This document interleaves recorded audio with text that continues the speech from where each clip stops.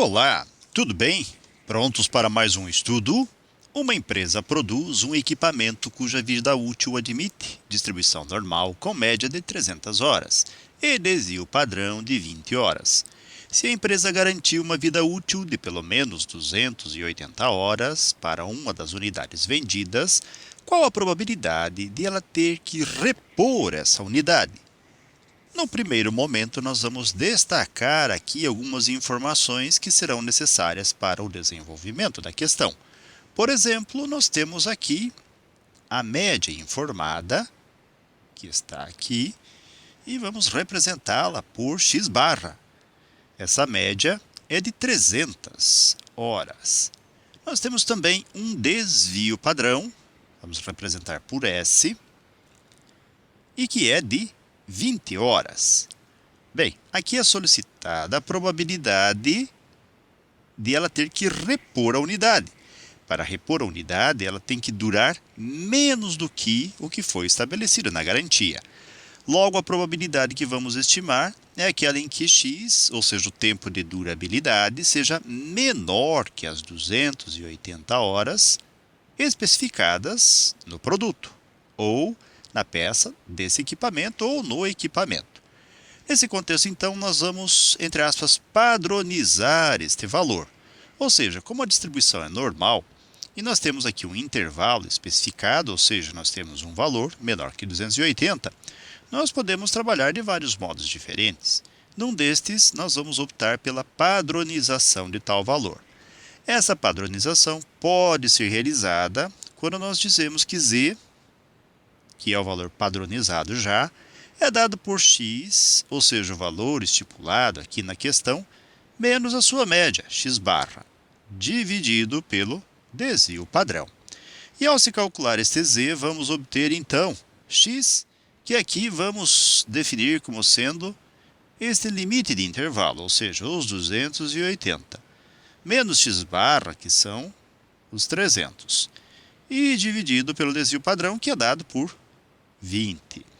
Então, z vai ser igual a 280 menos 300, resultará em menos 20, sobre 20. E podemos dizer, então, que z vai ser igual a menos 1. Vamos, então, substituir a probabilidade já definida por P de z sendo menor que menos 1.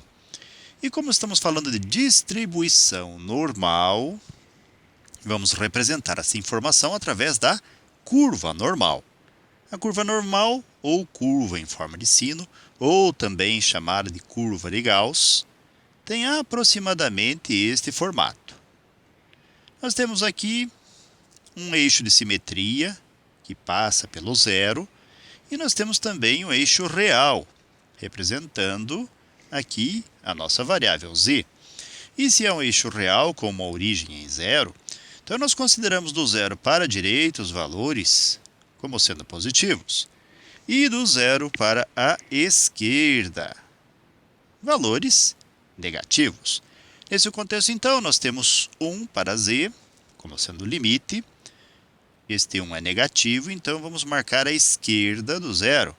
Então, aqui dá para nós colocarmos o menos 1. E este z, ou o x, naquele contexto lá atrás, ele é menor ao se padronizar que menos 1. Logo, nós vamos representar esta região aqui de acordo com o contexto da questão. Pois bem, quando nós calcularmos a área que está sendo achurada aqui, que está sendo destacada ou simplesmente pintada, esta área na curva normal pode ser associada à probabilidade que necessitamos estimar. Dito isto, então, é interessante pensarmos que, se estamos falando de uma área, possivelmente existe uma área total. Esta área total, vamos até demarcá-la aqui, ela vai ser considerada 100% de toda a área existente. Este 100%, ao se realizar 100 por 100, nos levará a um inteiro. E dito isto, então, como existe aqui um eixo de simetria que divide a curva em duas partes que são iguais, nós temos 50% ou 0,5 para cada lado desta região especificada. Esta informação é útil para nós ao pensarmos no seguinte: nós já conhecemos praticamente uma área, que é essa que estou destacando agora.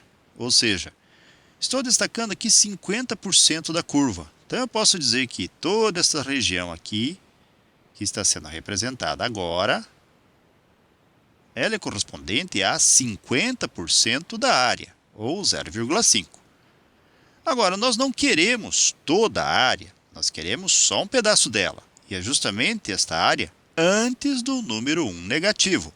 Isso quer dizer que nós temos que retirar toda esta região.